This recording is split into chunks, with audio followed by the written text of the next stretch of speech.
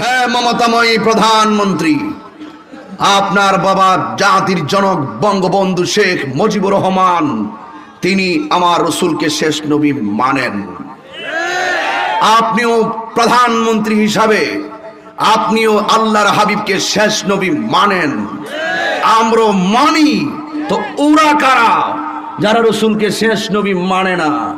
এদেরকে চিহ্নিত রাখার দরকার, ঠিক কিনা বলুন? আমি তাহিরিকে ভণ্ড বলেন, আমার কোনো আপত্তি নাই।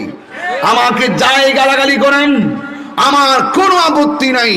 কিন্তু আমার জান, আমার প্রাণ, আমার ঈমান হাবিবে দু জাহান রহমাতুল লিল আলামিন বিশ্বসভার সভাপতি, সমস্ত আম্বিয়া کرامদের মাথার মুকুট, যার বাহন ছিল বুরাক, যার সফর হয়েছে মেরাজ, যার গমন হয়েছে সিদরাতুল মুনতাহা, যার লক্ষ্যস্থল ছিল কাবা কৌসাইন, যার উদ্দেশ্য ছিল আল্লাহ পাকের দিদার, সেই হাবিবে দু জাহানের আরশ চুম্বী সম্মান জাত এবং সিফাতের উপরে যারা আঙ্গুল প্রদর্শন করে কথা বলবে, এদেরকে ছাড় দেওয়া হবে না। জমিনে দুপুর বেলায় ভাত না খেয়ে, দুপুরের খাবার না খেয়ে অনেকে চলে এসেছেন। একটা কথা মনে রাখবেন, আমি তাহিরি হইতে থাকবো না, কিন্তু আমার ক্যাসেট গুলা হয়তো প্রীতি হিসাবে বাঁচবে। কিন্তু এমন জীবন তুমি করিবে গঠন, মরণে হাসিবে তুমি, কাঁদিবে ভুবন। বন্ধুরে দিলটা নরম কইরা দেয়, এখানে তাকায়া দেখো। আমরা বুঝি না, কিন্তু ফাঁকে ফাঁকে অনেক আল্লাহর ওলিও বসে আছে, যাদের উসিলায় দোয়াটা আজকে কবুল হতে পারে। এই জন্য যুবক অনুরোধ করি, আমি বলেছিলাম মাঝে মাঝে শরীরের ভিতরে নবীর জন্য পাথর খাওয়াও সুন্নত। যেমন আমার নবী, আপনার নবী রহমাতুল লিল আলামিন ঘরে বসে কথা বলেন, ওই মুহূর্তে আল্লাহর পক্ষ থেকে জিবরাইল আলাইহিস সালামকে নবীর কাছে পাঠাইয়া দিলেন। কারণ আমার নবী নিজে মন গড়া কিছু বলে না, আমার নবী নিজে কিছু বলে না। আল্লাহ রাব্বুল আলামিনের কোরআনে প্রমাণ করে, ওয়ামা ইয়ানতিকু আনিল হাওয়া ইন হুয়া ইল্লা ওয়াহিয়ুন ইউহা। আমার আল্লাহর হাবিব নিজের মন করে কিছু বলে না, যা বলে সব আল্লাহর পক্ষ থেকে ওয়াহির মাধ্যমে। এই জন্য আমার নবী ঘরের মধ্যে বসে তিনি কথা বলতেছেন। নবীর মনের ভিতরে একটা আনন্দ, কারণ আমার নবী জীবনের প্রথম যুদ্ধটা নবী বিজয়ী হয়েছেন। এরপরে নবী আনন্দ, পরীক্ষায় পাশ করলে মানুষে আনন্দিত হয়। প্রথম যুদ্ধ জয়ী হয়ে নবী আমার আনন্দিত। ও যুবক, খানকায় কখনো থাকবে পীর, মাঝে মাঝে রাজপথে বীর। এখন এমন একটা সময় এসেছে, তোমাকে প্রতিবাদী হতে হবে, প্রতিবাদী হতে হবে। এই জন্য যুবক, আমার নবী যখন কথা বলে, আল্লাহর পক্ষ থেকে জিবরাইল আলাইহিস সালামকে পাঠাইয়া দেওয়া হলো। জিবরাইল আলাইহিস সালাম বলেন, ইয়া রাসূলুল্লাহ, ও নবী গো, নবী গো, নবী গো, আপনি আনন্দিত, কিন্তু আল্লাহ আপনি নবীর সন্তুষ্টি কামনা করে আমার আল্লাহ আপনার কাছে আমাকে পাঠাইছে। কেন? কয় আল্লাহ বলেছেন আপনি যুদ্ধে জয়ী হয়েছেন, আপনাকে আবার গোপনে মারার জন্য ষড়যন্ত্র করতেছে। আরে নবীরই তো তারা ছাড়ে নাই, কিছু জাহেলি মুরাক্কাব নায়েবের বেঈমানের দল। কথা বলেন ঠিক কিনা? আর নবীর পক্ষে যারা কথা বলবে তাদের বিরুদ্ধে কেউ বিরুদ্ধাচরণ করবে, এটাই স্বাভাবিক। দেখেন ফ্রান্স কত দূরে। হুজুর বলেছিলেন আমরা বাংলার জমিন থেকে প্রতিবাদ করেছি। একজন আমারে কয় ফ্রান্স হলো অনেক দূরে আব্বাজি, এই ফ্রান্স হলো অনেক দূরে, বাংলাদেশে সিলে লাভটা কি? আমাকে বাংলাদেশে সিলেলে কি ফ্রান্সের ম্যাক্রন শুনবে নাকি? আমি বলছি ম্যাক্রন রে শুনাইবার লাগে আমার দরকার নাই। হ্যাঁ, বিয়াদবি করেছে, আমি বাংলার জমিন থেকে প্রতিবাদ করবই। কারণ একমাত্র এই জন্য করব, আমার মদিনাওয়ালার সম্মানের উপরে সে আঘাত করেছে। আমি নবীর পক্ষে আমি প্রতিবাদ করব, ম্যাক্রনকে শুনাইবার জন্য নয়। আমার মদিনার কামলিওয়ালা যদি শুনে, ওই ম্যাক্রনের ফ্রান্স দূরে হতে পারে, কিন্তু আমার মদিনাওয়ালা আমাদের জানের চাইতে কাছে আসে না। এই জন্য যুবক অনুরোধ করে বলি, দিলটা নরম করে দাও, চোখের পানি ফালাইয়া দাও, দেখবা দুপুরের বেলার চোখের পানিটা মিজানের পাল্লায় না জাতির উসিলা হয়ে যেতে পারে। আমার নবীরে কই মারবে, আল্লাহর সহ্য হয় নাই। আল্লাহ কয় জিব্রাইল আমার বন্ধুরে জানাইয়া দেয়। আমার নবী এইভাবে আজকে যেভাবে আপনারা আমার সামনে বসলেন, এইভাবে সাহাবাদেরকে ডাক দিয়া কয়, ও সাহাবীরা, আমারে মারার জন্য আমাদের ইসলামের উপরে আবার একটা তুফান তারা দেওয়ার জন্য প্ল্যান নিতেছে। এখন তোমরা কি বলো? এবার একটা সাহাবীরে ডাক দিয়া কয়, ও সাহাবী তুমি কি বলো? ওই সাহাবীটা ডাক দিয়ে কই, ইয়া রাসূলুল্লাহ, ইয়া হাবিবাল্লাহ, প্রথম যুদ্ধে সব অস্ত্র দিয়ে দিছি, প্রথম যুদ্ধে অনেক টাকা দিয়ে দিছি, এখন ঘরের ভিতরে তো কোনো টাকা নাই, তবে যা আছে সব দিয়ে দিমো। আরেকটাকে আমার একটা বাগান আছে, ওই বাগানের ফলমূল যা হয় তা সব দিয়ে দিমো। আরেকটাকে আমার ঘরটা প্রয়োজনে দিয়ে দিমো। কিন্তু এই কোনা দিয়ে একটা লোক চোখের পানি ফালাইয়া ফালাইয়া তিনি কাঁদতেছেন। আল্লাহর হাবিব কয়, তুমি কান্দো কেন? ওই সাহাবীটা ডাক দিয়া কয়, নবী গো, সবাই তো যার যা আছে তা দিতেছে, আমার তো কোনো কিছু নাই, আমি কি দিব?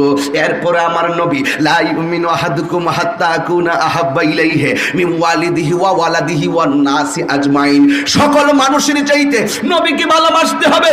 আমার নবী ডাক দিয়ে কয়, এ সাহাবী, সবাই দিছে, তোমার দেওয়া লাগবে। ওই সাহাবী কই, নবী গো, আমার কি আছে না না আছে আপনি তো জানেন, আমার সব আমি দিয়া দিয়েছি।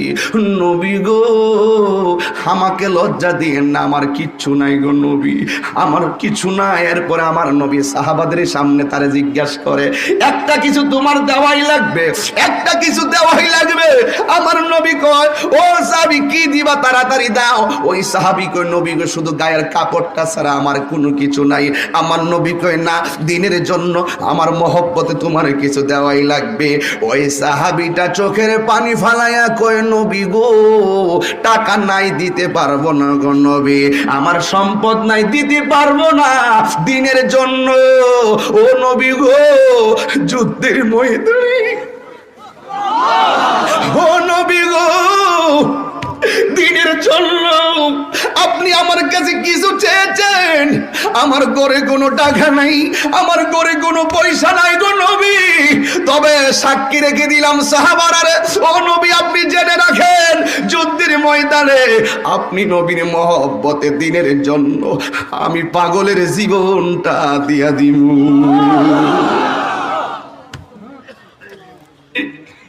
আমার জীবনটা আমি দিয়া দিব। ওই যে সিলেট থেকে আসছি, এখান থেকে আবার সোনারগাঁ যাব, ওখান থেকে বড়ুরা যাব। ও যুবক, কেন জানো? আমরা তো রাত্রে মাহফিল করে দিনে কথা বলতে পারি না, রেস্ট করতে হয় মিনিমাম 6 ঘন্টা 5 ঘন্টা প্রতিদিন। দিনে মাহফিল করার কারণে রেস্টটা আর হয় না। হে যুবক মুরব্বী আব্বা, আগের মতো চোখে দেখেননি? কই দেখি না। আগের মতো গায়ে জোর পাননি? কয় না, আমি পাই না। কয় কেন? বয়স হইয়া গেছে। এই জন্য মুরব্বীরে যদি জিগা, আপনি রাস্তার পরিবর্তন দেখলেন জীবনে অনেক, কিন্তু থুতার মাঝে অনেকগুলো দাড়ি আছে, এই দাড়িগুলো কালো থেকে কোন দিন সাদা হয়েছে টের পাননি। মুরব্বী চোখের পানি ফালায় আমারে কয়, আগের মতো চোখে আমি দেখি না তেমন, চোখ জানি হইয়া গেছে কে মোহনের কেমন, কেউ বোঝে না চোখে আমার কি হয়েছে, আমি বলি আমার মরার চিঠি।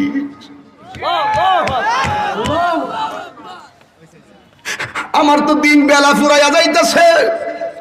এর যুবক, বাবার আগে কখনো সন্তান মারা যায়, মায়ের আগে কখনো সন্তান মারা যায়। আমি তাহিরি কোন দিন চলে যায় আমি জানি না, কিন্তু হাজারো লাখো মানুষকে সাক্ষী রেখে বলে দিয়ে যায়, নবীর মহব্বত ছাড়া কবরে গেলে তোমার উপায় থাকবে না রে। ওই লোকটা ডাক দিয়ে, নবী গো, আমার দিকে তাকাও। ওই লোকটা ডাক দিয়ে কই, নবী গো, আমার টাকা নাই, পয়সা নাই, আমার জীবনটারে দিনের জন্য নবীর জন্য দিয়ে দিতে পারবো। এই কথা বলার পরে আমার নবী খুশি হইয়া গেছে। সাহাবারা কয়ে, সাহাবারা এবার চলো না। এবার সাহাবারা যখন রওনা দিল, একটা মহিলা দৌড়ায় ওই ডাক দিয়ে কই, নবী গো, ও মায়ার নবী, দয়ার নবী, রাহমাতুল লিল আলামিন, নবী গো, ও মায়ার নবী, দয়ার নবী, আপনি নবীজি সাহাবাদেরকে নিয়ে যুদ্ধে যুদ্ধের ময়দানে যাইতেছেন। ও মায়ার নবী, আমিও যাবো আপনার সঙ্গে যুদ্ধের ময়দানে। আমার নবী কয়, ও মা, তোমার স্বামী আসেনি। অথচ আমার নবী বলতে পারতো তোমার শ্বশুর আসেনি, আমার নবী বলতে পারতো তোমার মা বাবা আসেনি। আমার নবী কয় তোমার স্বামী আসেনি। এর দ্বারাই তো প্রমাণ হয়ে যায় আমার নবী গায়েবের খবর দেনেওয়ালা। আমার নবী ডাক দিয়ে কি, মা তোমার স্বামী আসেনি? মেয়েটা ডাক দিয়ে কয়, নবী গো, ও মায়ার নবী, দয়ার নবী, আমার স্বামী আছে, কিন্তু আমার স্বামীটা বড় প্যারালাইসিস, আমার স্বামী ঘর থেকে বের হতে পারে না। আমার নবী বলে, মা, ও মা গো, ও মা গো, আমি নবী তোমারে বলে দিলাম তুমি তোমার স্বামীর খেদমতে চলে যাও। কারণ তুমি একটা কথা মনে রাখো, আল্লাহ ছাড়া যদি পৃথিবীতে কাউকে সেজদা করার অনুমতি দিত, তাইলে স্ত্রীকে অনুমতি দিত স্বামীকে সেজদা করার জন্য। আপনারা করিমগঞ্জ কিশোরগঞ্জের মানুষ কণ্ঠ মিলাইয়া বলেন, সেজদা পাওয়ার মালিক কে? আর জবান খুলে বলেন, মালিক কে? এই জন্য নবী ডাক দিয়ে কই, মা তোমার স্বামীর খেদমতে চলে যাও। এই মহিলাটা ডাক দিয়ে কই, নবী গো, আমার তো মনে চাইছিল আমি যুদ্ধের ময়দানে আপনার পক্ষ হয়ে জেহাদ করব, আর আমি যদি শহীদ হইয়া যাইতে পারতাম। আমি পাগলনির মতন এমন ভাগ্যবতী আর কেউ ছিল না, কারণ আপনি নবী তো বলেছেন, আল জিহাদু মাজিন ইলা ইয়াউমিল কিয়ামা, জিহাদ কিয়ামত পর্যন্ত চলবে। আমার নবী ডাক দিয়া কই, মা তুমি তোমার স্বামীর খেদমতে চলে যাও। ডাক দিয়া কই, নবী গো, আমি কি জিহাদের মর্যাদা পাবো না? এবার নবী ডাক দিয়া কই, মা তুমি যখন তোমার স্বামীর খেদমতে যতদিন থাকবে, আমি নবী বলে দিলাম গো, তোমার আমলনামায় আমার আল্লাহ জিহাদের সওয়াব লিখে দিবে। আর জোরে বলেন আল্লাহু আকবার। এই মাহফিলে মা বোন আসছে কিনা আমি জানি না, তবে মা বোনদেরকে স্মরণ করে বলি, মা বোনরাও রাতের বেলা ওয়াজ শুনে, ও মা তোমারে বলি, তুমি স্বামীর মনে কোনোদিন কষ্ট দিও না। ও স্বামীর দল, তোমাদেরকে বলি, স্ত্রীর উপরে কখনো জুলুম করিও না, স্ত্রীর উপরে কখনো জুলুম করিও না। দলিল, হুন্না লিবাসুল লাকুম ওয়া আনতুম লিবাসুল লাহুন্না। নারী হলো পুরুষের পোশাক, আর পুরুষ হলো নারীর পোশাক। দেখো দেখো দেখো দেখো কেমন স্বামীর খেদমতটা লাগে। রহিমা ডাক দিয়ে কই, ও স্বামী, আমার মন চাইতেছে আপনার একটা চুমা দিমু। আহব নবী ডাক দিয়ে কই, রহিমা তুমি কোথায় চুমা দিবা? কই, আমি আপনার পিঠের মধ্যে চুমা দিমু। পিঠের মধ্যে মুখটা লাগাইছে, মিনিটের পর মিনিট চলে গেছে, রহিমা মুখটা তোলে না। আয়ুব নবী ডাক দিয়া বলছিল, রহিমা তুমি তো আমার চুমা দেওয়ার জন্য বলছো, চুমা দিতে তো এতক্ষণ লাগে না, তুমি এত ধীরে কেন করতেছ? এবার রহিমা ডাক দিয়া বলে, স্বামী গো, আমি কেন দেরি করতেছি জানেননি? আপনার অল বডির ভিতরে শুইয়া থাকতে থাকতে পিঠের মধ্যে পছন্দ হইয়া গেছে। ও স্বামী, আঙ্গুল দিয়া যদি কিরাগুলা তুলি আপনি ব্যথা পাইবেন, এই জন্য চুমার বাহানা কইরা আমি জিহ্বা দিয়া টাইনা টাইনা কিরাগুলা চলছি।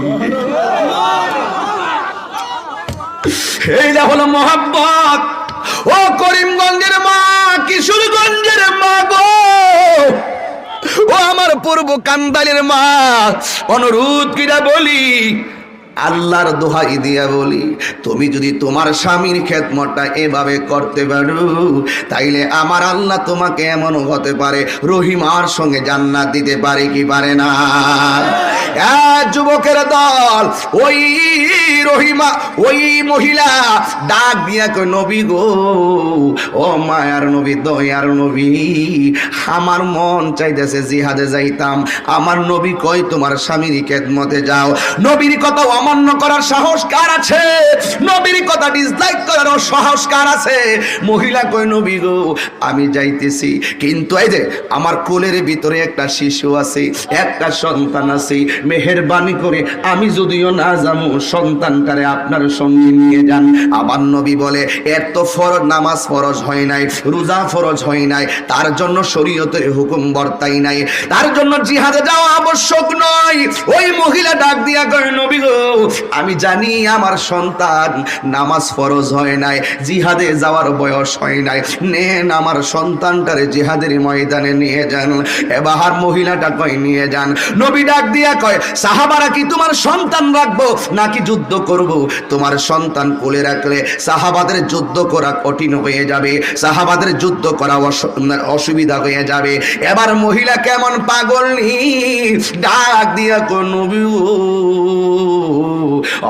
মায়ার নবী, দয়ার নবী, আমি আমার সন্তান ওই সাহাবীর হাতে দেওয়ার জন্য দেই না, আমার সন্তানটার আপনার কোলের মধ্যে রাখবেন। এবার নবী ডাক দিয়ে কয় আমার কোলে রাখলে আমি যুদ্ধ করব কেমনে? আমার ওই মহিলা ডাক দিয়া বলে নবী গো, আমি জানি না কেমনে যুদ্ধ করবেন, আমার পুলারে যুদ্ধের জন্য দেই না গো নবী, আমার পুলারে যুদ্ধের জন্য দেয় না। কেন হেলালি হুজুর নবী নবী করে, কেন আমি তাহিরি নবী নবী করি? আমার বাবার নাম কি?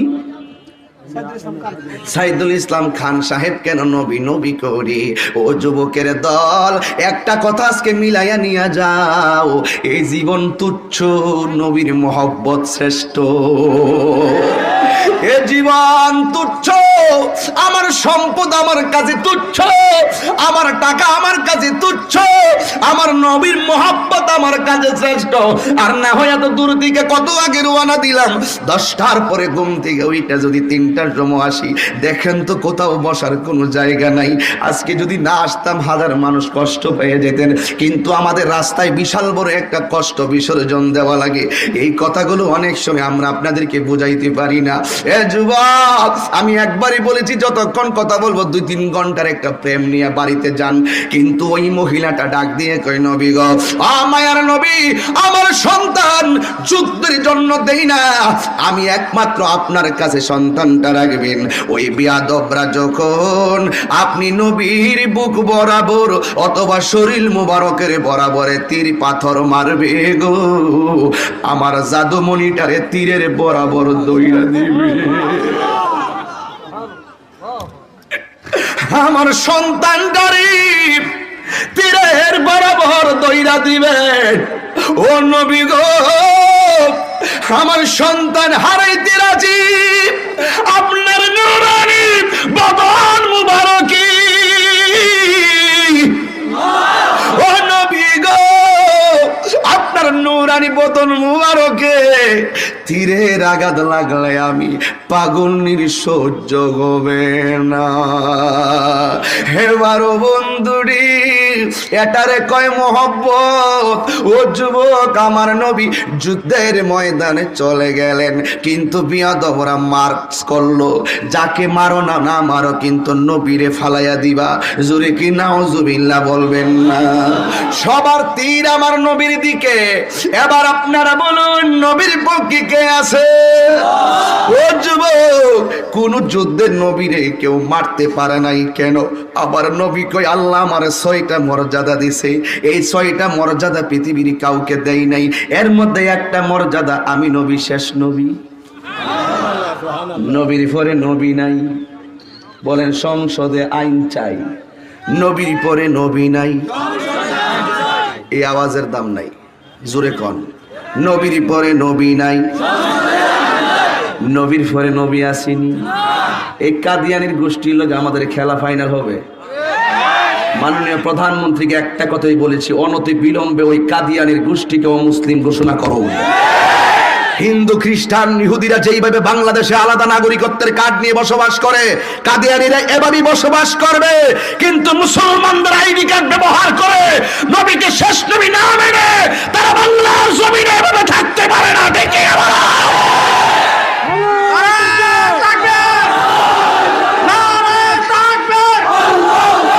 নবীর পদে নবী নাই, নবীর পদে নবী নাই। Action, action, action. নবীর পরে নবী নাই, নবীর পরে নবী নাই। হ্যাঁ, মমতাময়ী প্রধানমন্ত্রী, আপনার বাবা জাতির জনক বঙ্গবন্ধু শেখ মুজিবুর রহমান তিনি আমার রসুলকে শেষ নবী মানেন। আপনিও প্রধানমন্ত্রী হিসাবে আপনিও আল্লাহর হাবিবকে শেষ নবী মানেন, আমরা মানি। তো ওরা কারা যারা রসুলকে শেষ নবী মানে না? এদেরকে চিহ্নিত রাখার দরকার, ঠিক কিনা বলুন? আমি তাহিরিকে ভণ্ড বলেন, আমার কোনো আপত্তি নাই। আমাকে যাই গালাগালি করেন, আমার কোনো আপত্তি নাই। কিন্তু আমার জান, আমার প্রাণ, আমার ঈমান হাবিবে দুজাহান, হাবিবে দুজাহান রহমাতুল লিল আলামিন বিশ্বসভার সভাপতি, সমস্ত আম্বিয়া کرامদের মাথার মুকুট, যার বাহন ছিল বুরাক, যার সফর হয়েছে মেরাজ, যার গমন হয়েছে সিদরাতুল মুনতাহা, যার লক্ষ্যস্থল ছিল কাবা কৌসাইন, যার উদ্দেশ্য ছিল আল্লাহ পাকের দিদার, সেই হাবিবে দুজাহানের আরশ চুম্বী সম্মান জাত এবং সিফাতের উপরে যারা আঙ্গুল প্রদর্শন করে কথা বলবে,